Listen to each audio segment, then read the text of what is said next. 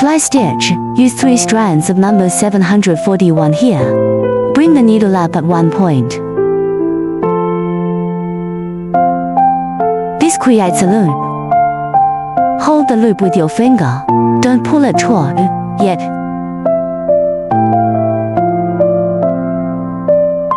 Take the next stitch down at the small branch.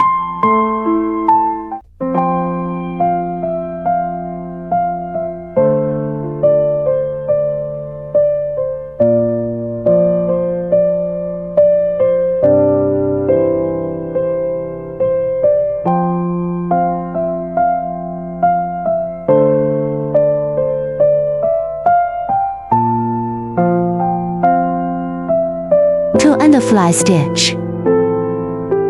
For the last stitch, bring the needle up inside the loop. Adjust the loop. Take a small anchor and stitch down outside the loop to secure it.